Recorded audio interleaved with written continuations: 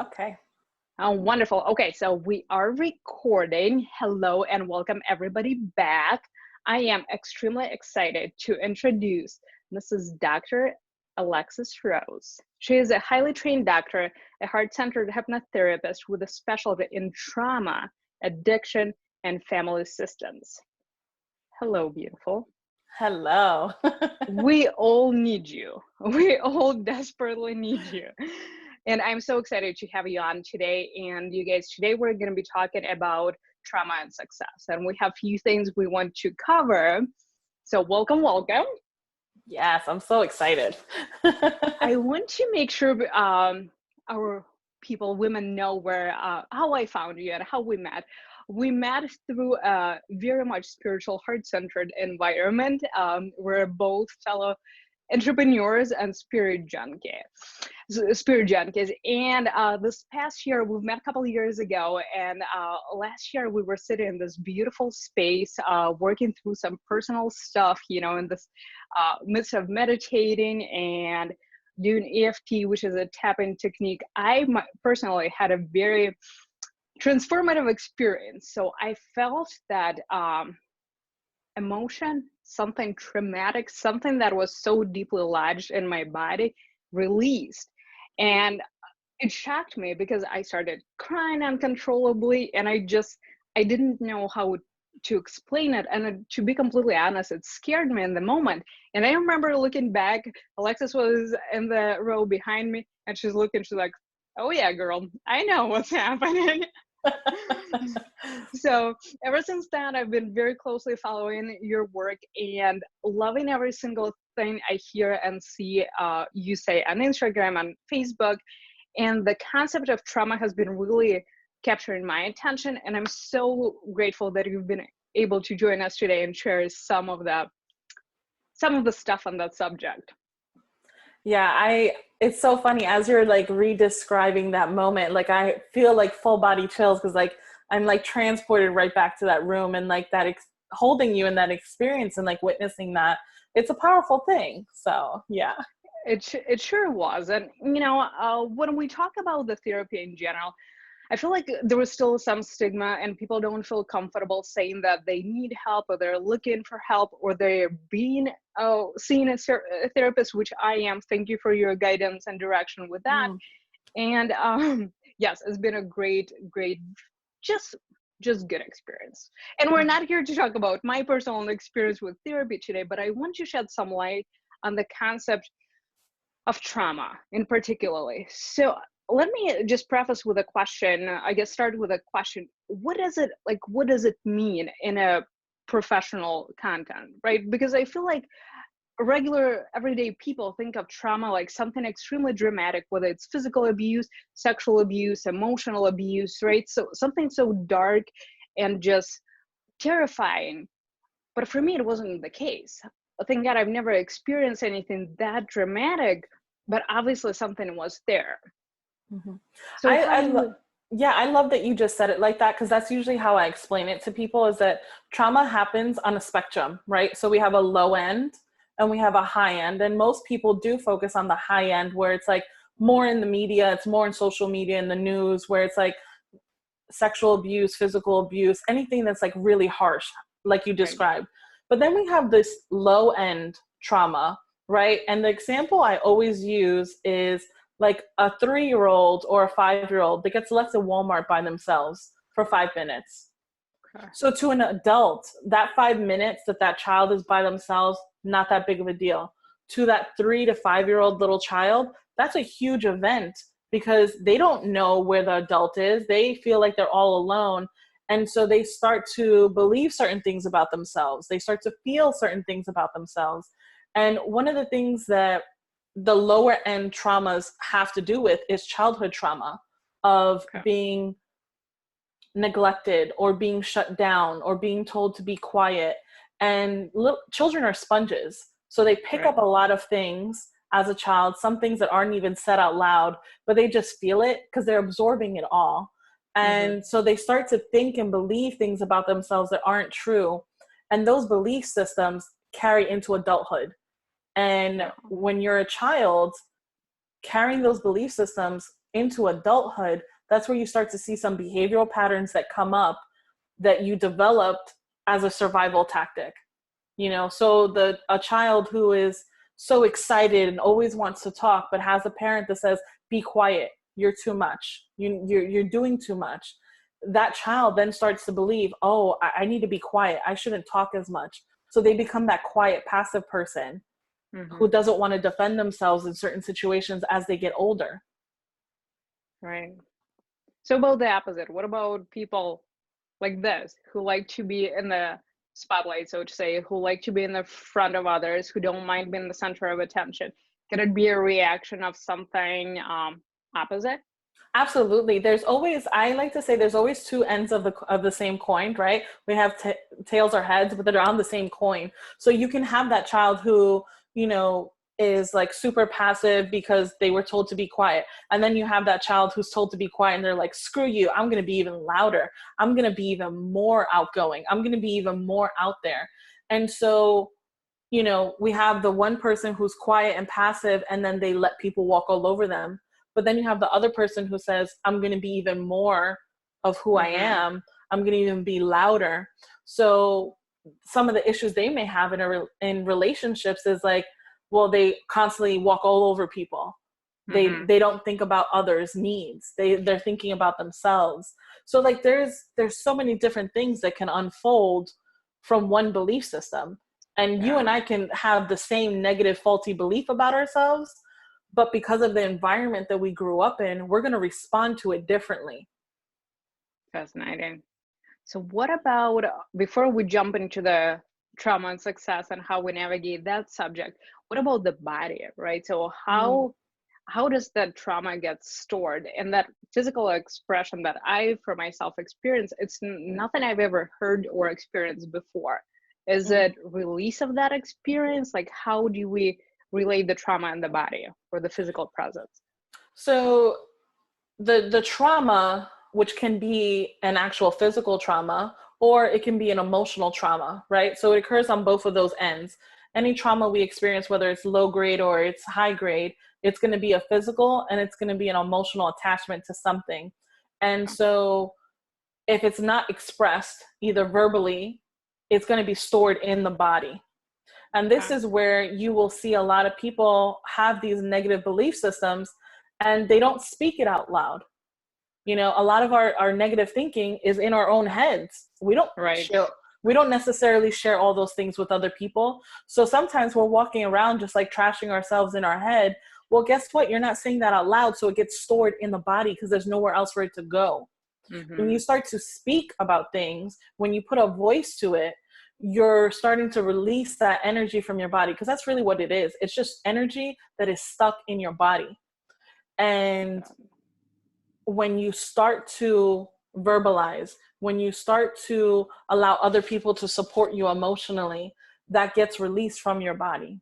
When you start to do different types of therapy, so there's a lot of somatic therapy where it's body movement, right? You're releasing that energy through dance. You're releasing that energy through like physical movement. You're releasing that energy through breath work. Anything that will allow you to release those thoughts, those patterns, those belief systems that are in your body physically needs to be released. Yeah, awesome. So the good news, the good thing I'm hearing, we probably all have some level of traumatic experiences that we all have had in our past. And now sitting back, as a 38-year-old, I'm thinking back, it's like, okay, it wasn't anything big, but it's a collection of, living in the city and somebody grabbing me and making me feel unsafe, or somebody yelling at me, or, and it's like story after story after story. So thinking back, it's like, okay, now that I'm aware of that, and as I go back, it's like layers and layers. So is it like a job for me for the rest of my life? I think that's a great question. I love that you asked that, because what most people will do, so that's why there's a combination of like talk therapy with like body therapy. And that's where you have a lot of people talking more about this somatic body work that needs to happen, because it's not enough to just talk about these things. People will spend 10, 15, 20 years, the rest of their life in talk therapy and not really getting to the core of what the issue is. And one of the things that you're touching on is very important. you can have an event that happened right now at 38 years old, but it links back to a core wound. And when you address the core wound, then you resolve all the triggers that lead back to it. So it's almost like doing like a reverse timeline. Okay. And so what most people do in talk therapy is they talk about the here and now. Right. They just want to talk about what's happening in their life right now, but they don't always get to the core of why those things keep happening in their life. Why do you keep getting in the same relationships that you get in? Why do you keep going and applying for the same type of job environments that are causing you distress and stress and burnout? Why do you keep putting yourself in situations that are not healthy for you? Part of that is because you have to go backwards. You have to, and I'm not saying like go through every single thing, but Sure. if you can, so I use hypnotherapy, right? Where we use tapping and we use neurolinguistic programming to go back to the core wound so that you can address the core wound of whatever that belief system, whatever behaviors are attached with it, to override it and rewire your neural pathways. And the simple version of that is we go back to the core issue and we come up with a new story that we want to tell moving forward. And that's the thing, is that people will talk about the same old story because it's all they know. And the fear of creating a new, more positive, energetically aligned story is fear inducing. Yeah. Who am I if I let go of this old story? Right, because we basically attach our identity to whatever that limiting belief, even though it's not serving us. Right. And that's the thing, is that you'll see that most of the times people end up in therapy or they end up in coaching is because the behaviors that they once used as survival tactics are no longer working for them. They've now like become detrimental, right? Now it's become a repeating behavior that you're like, I don't want to do that crap anymore. Like, I don't want to overeat. I don't want to like spend massive amounts of money. I don't want to end up in shitty relationships. So instead they're like, okay, I need to go get help. I need someone to guide me. And that person hopefully is a qualified professional that will guide you to eliminating that old story and creating a new one that is more aligned with who you want to be moving forward. Yeah, I love that.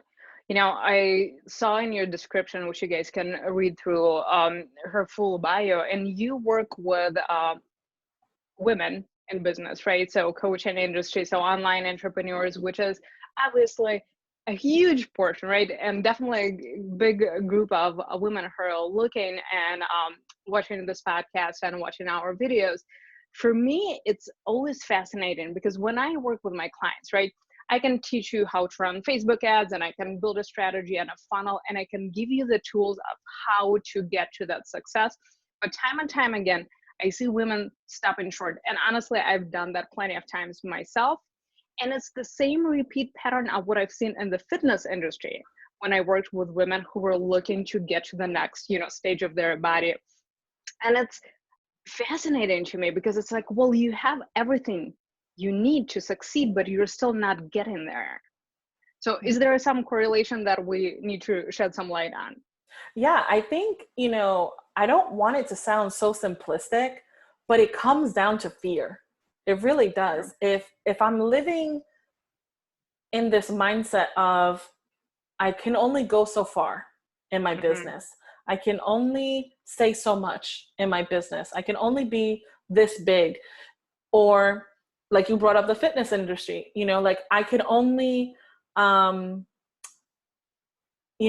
20 pounds. I always hit a plateau when I get to 20 pounds, or I can only go down to a size 8. I always tap out at a size 8, or I can only eat clean for about 3 weeks, and I use all examples that relate to myself, because I'm a firm believer that you can only take people as far as you have gone. And so a lot of that is fear-based thinking that's limiting you. That's why we call it a limiting belief. It stops you from achieving your most optimal level of functioning. And so by going and doing the personal work to get to the root of where this fear comes from, and recognizing that some of the times that you are repeating these fear-based thinkings, you think it's your voice, but it's really not. It might be your mom's voice that from when you were a child. It might be like a teacher's voice that you had when you were younger.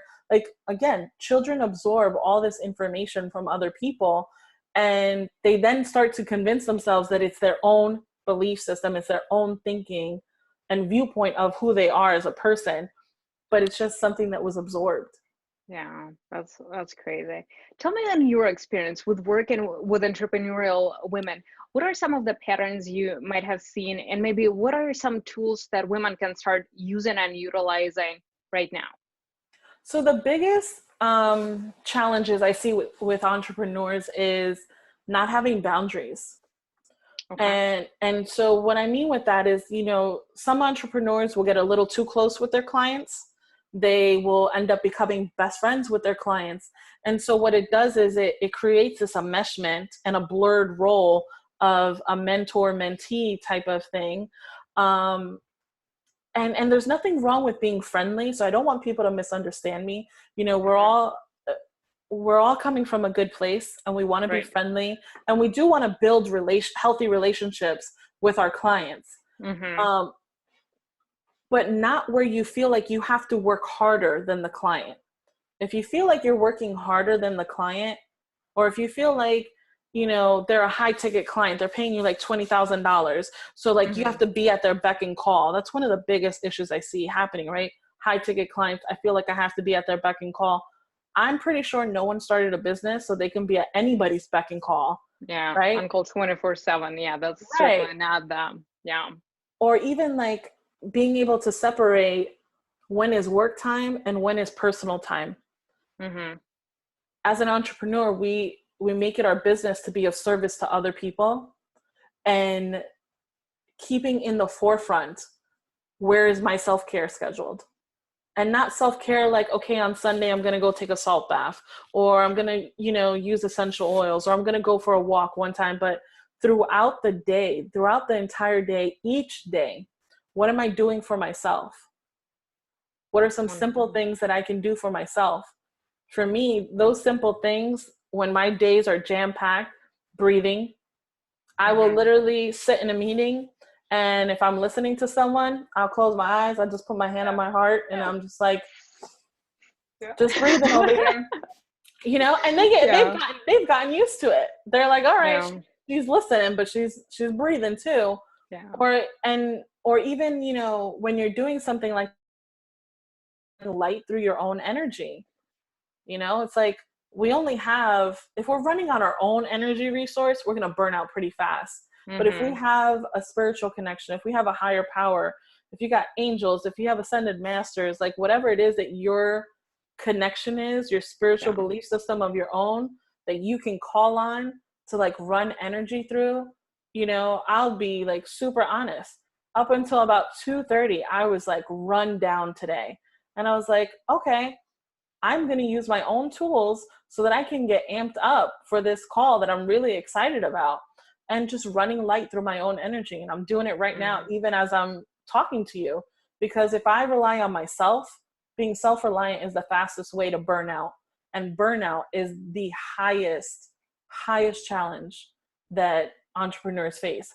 Burnout, lack of boundaries, and work addiction. Right. Guilty, guilty, guilty.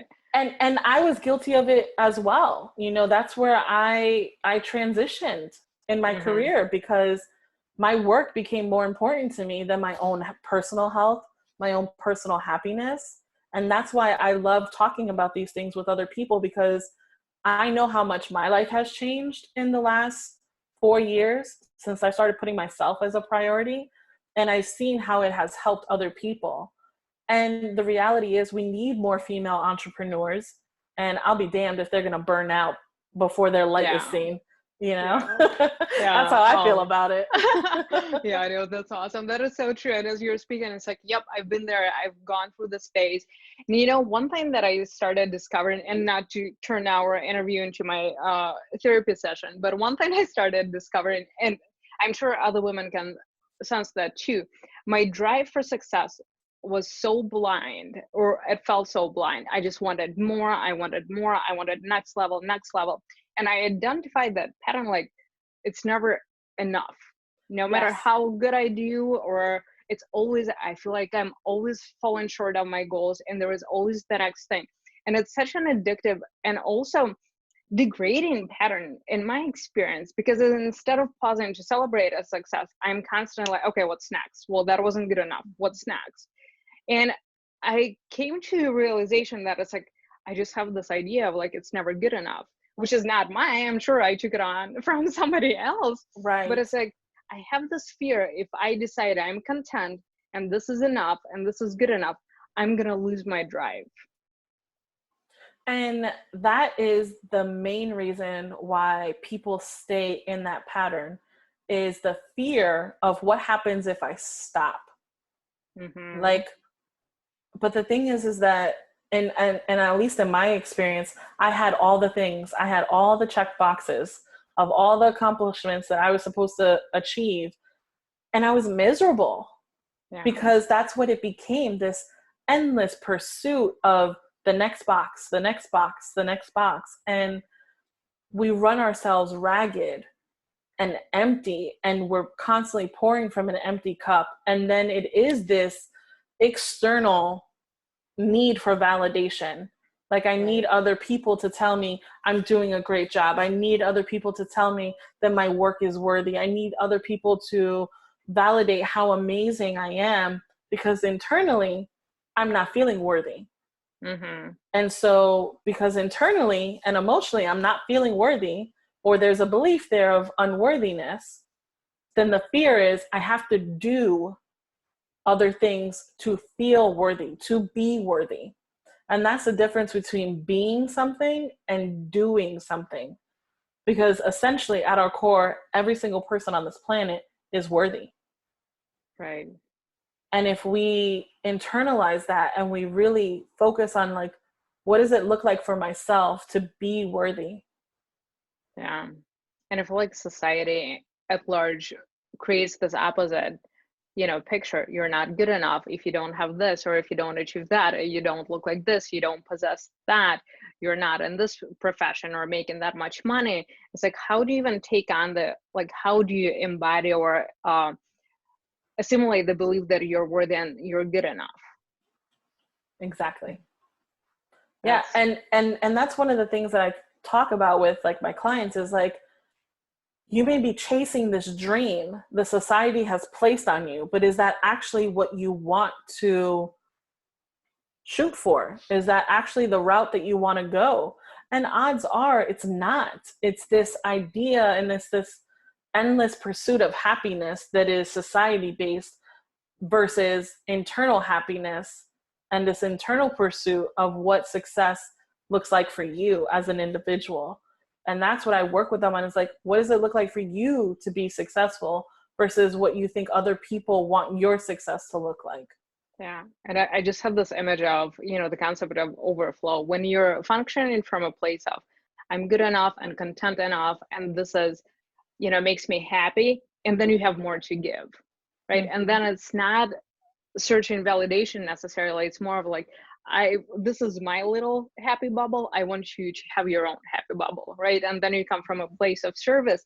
And then it's easy to receive and easy to grow and easy to attract those clients, and get paid for your work and be seen and be known, right? And truly help Exactly. people.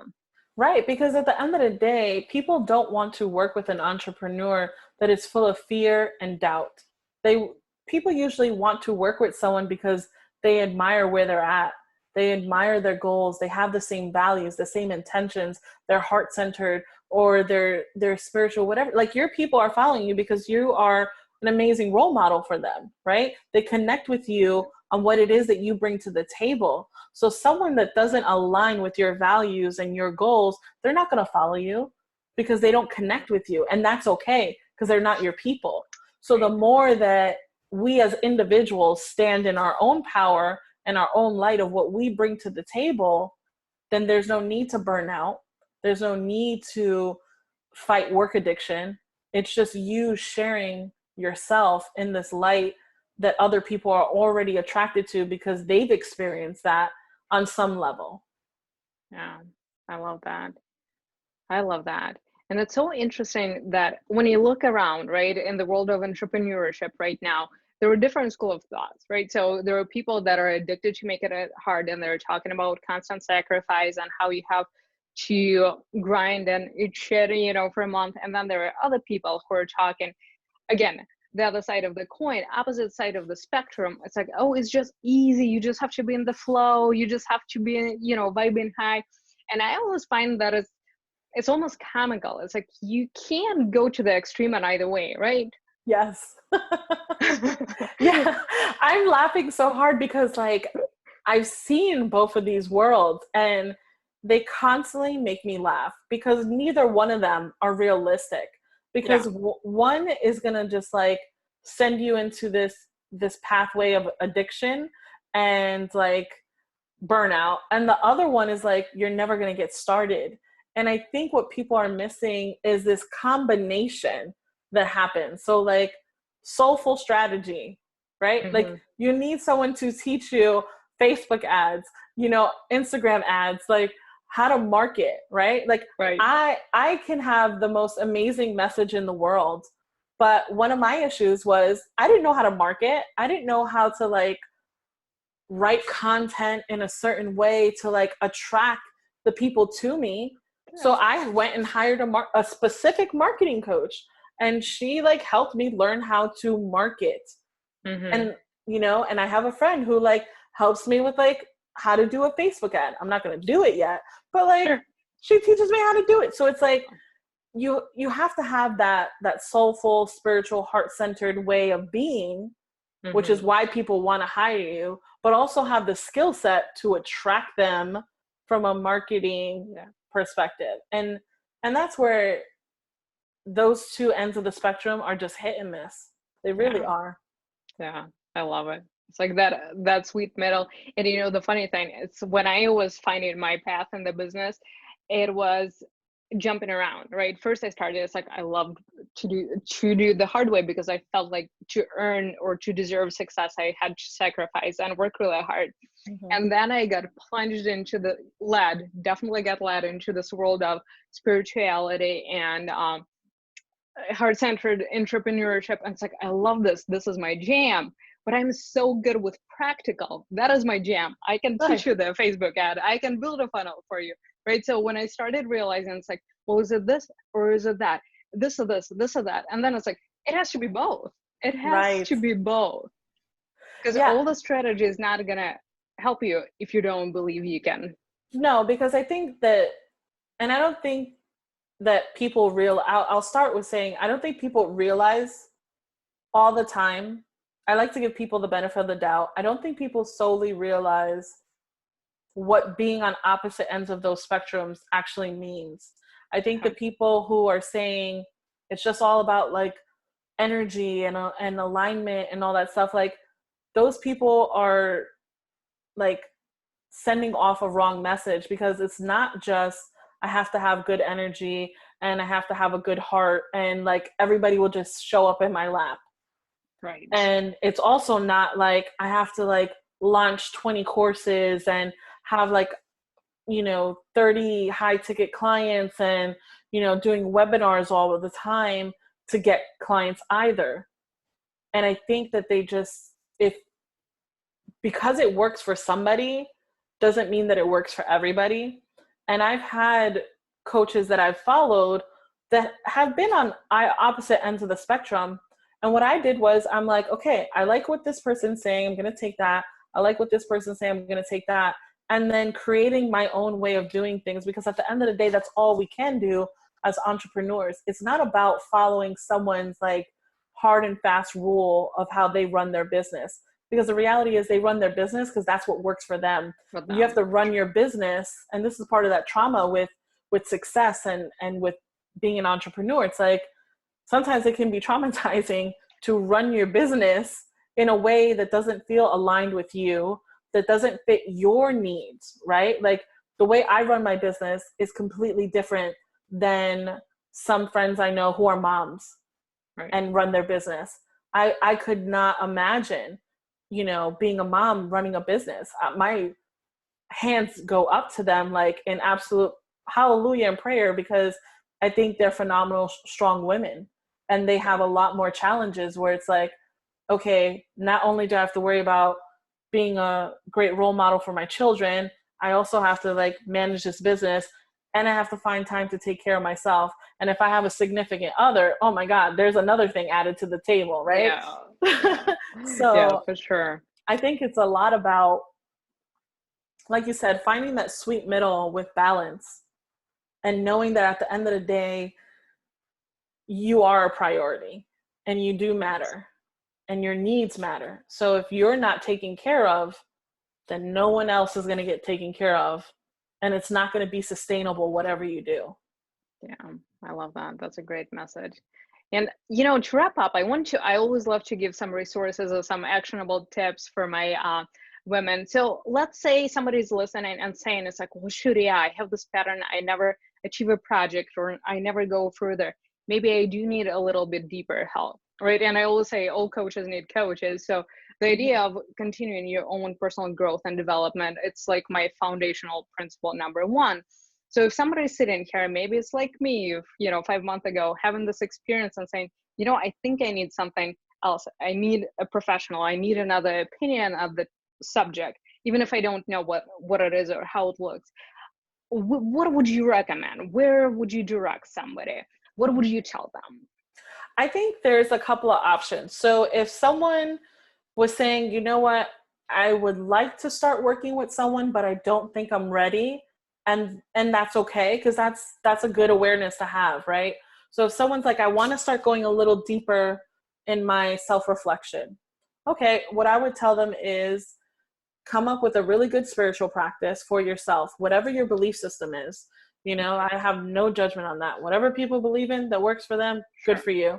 So developing a spiritual practice that you commit to each day.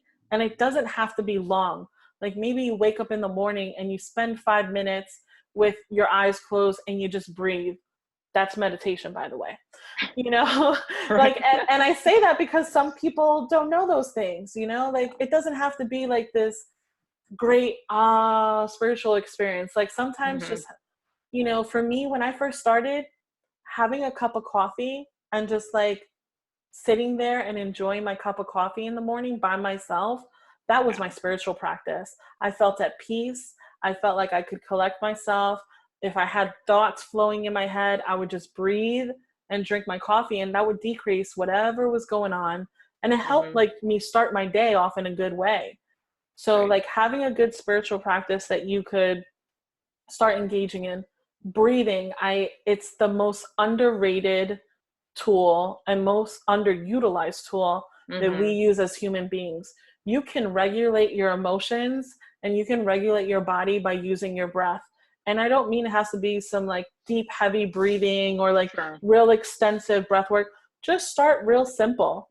Maybe you start off 30 seconds, 1 minute. Mm-hmm. One of the things that I think are great takeaways for people is doing simple, achievable tasks. And I if love that. if you know your day is jam packed, you don't Mm-hmm. have like 20, 30 minutes, 1 minute, one Yeah. minute breathing exercise for the day, and then the other takeaway I would say for someone who wants to do it themselves, journaling. Mm-hmm. Get a journal. Just like if you start having a bunch of emotions come up, just free write. Don't think about it, just free write. Let whatever comes up come up. And at the end of the day, like when you're done with that writing, close it and walk away and go do something else. And when you're in a Perfect. different mindset, come back and read it so that you can see from your own eyes of what it felt like being in that emotional state. Yeah. Because it won't bring you back there. It'll just help you to see what you were going through. It'll help you look at yourself and say, okay, so when I get triggered or when I get upset, when I get sad, when I feel lonely, when I feel fearful, this is what my thinking process looks like.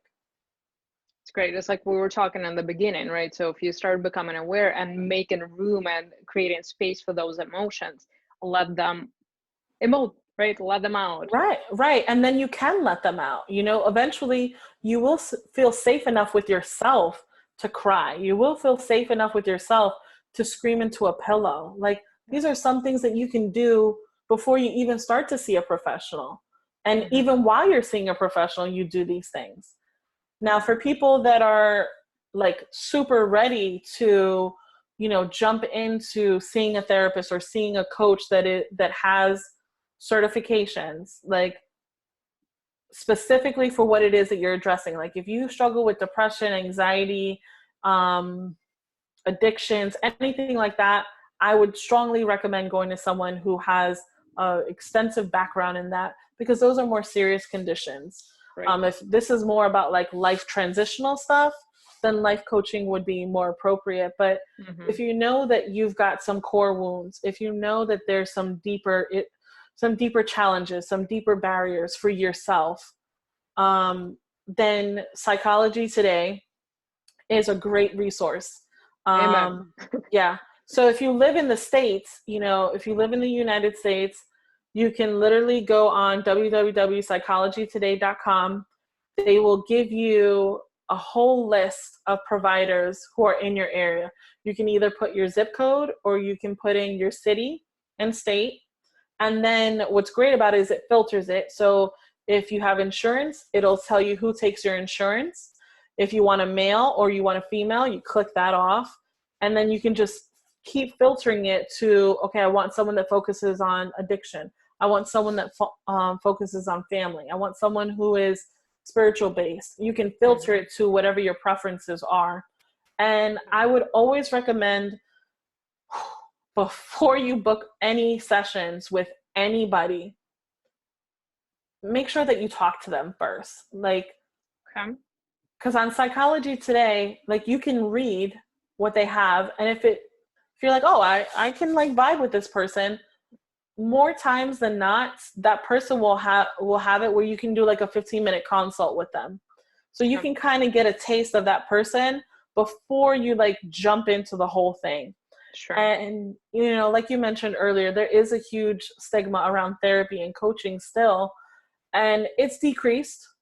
Right. I think it's definitely a generational thing, because I think more like the younger generations now, they're like, they don't give a shit. They're like, I'm all for therapy. I want to talk about all these like taboo things that were not talked about before. It's more being spoken up about. If you are looking for a coach, you can look on Facebook, you can look on Instagram, you can actually search on Instagram hashtags. So you can search like trauma coach as a hashtag. You can, hashtag trauma. You can hashtag entrepreneurs or coaches for addiction. You can search all these hashtags and it'll show you different people's profiles.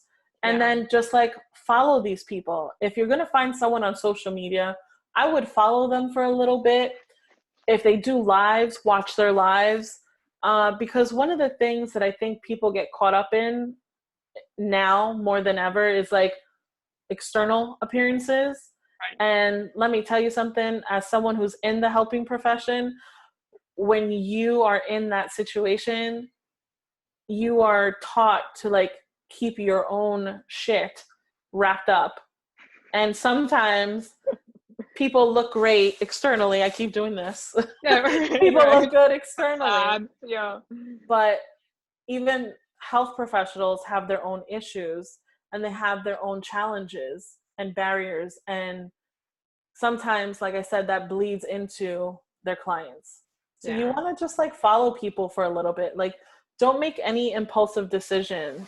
If you're in crisis mode, there's so many resources. Like, you can call hotlines, there's so many hotlines that are available as well. And I think that like, that's only if you're in crisis though, but there's so many resources available. Like, if you are going to seek, further assistance in your personal development, this is the best time to do it.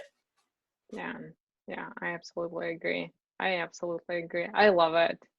I love to be able to talk about it openly. And, as I said, the whole story, stigma part of it, but also I think makes us feel vulnerable and weak when we ask for help. And again, it's a limiting belief, right? It's just a story we take on, but especially when you're building that image and that brand of a successful female entrepreneur, you don't want to be seen as weak. And I do fully believe, and tell me if you think differently, that having the ability and capacities to say, hey, I've done my work, I've grown this far, I'm ready for the next level, and I think somebody else should step in, right? In time learning, when you're ready to get to the next level, ask for help, find another resource, find another source of inspiration or support. And just being totally okay with that and being transparent, I think, is such an empowering step. Yeah, I think being transparent is very important, and sharing your own experiences in a way that actually serves people is important, right? So we're talking about, you know, trauma and success, and I've shared on, you know, my experiences with burnout and work addiction. You've shared your experiences, and that's being done in a way to elicit a conversation with other people. It's not like a dumping of Right. information. And I think that's where people can kind of get confused with the transparency, especially like with entrepreneurs. Like, it's being utilized as a marketing tactic at times, and that turns people off, right? Like, Yeah. don't do Facebook Lives where you're crying. Like, no one wants to hire the entrepreneur or the coach that's crying on their Facebook Live. Like, that's not attractive. It doesn't show me like anything. Like, I think that there's a way to be vulnerable and show emotion and show that you're heart centered without dumping your own challenges onto your clients. And Yeah. and again, it's a boundary, right? Yeah. So For sure. Awesome. Awesome. I love that. Thank you. Thank you so much. So you guys, as you're listening, we'll listed some resources. And of course, the important part, if you want to follow this beautiful human, I'll drop your Instagram handle and your Facebook group. I believe that's an open support community you have. yep, it's a new community that I've been starting. I've been getting a lot of direct messages. So I'm like, all right, it's time to reopen a community again. So that'll be going up on Monday the 18th. Mm-hmm. Wonderful. Okay, so we'll share that. Find her on Instagram for sure. Your stories are my jam. I look forward to those wisdom drops every day. And I'm so, so thankful for your time today. Thanks for sharing. Oh, thank you so much.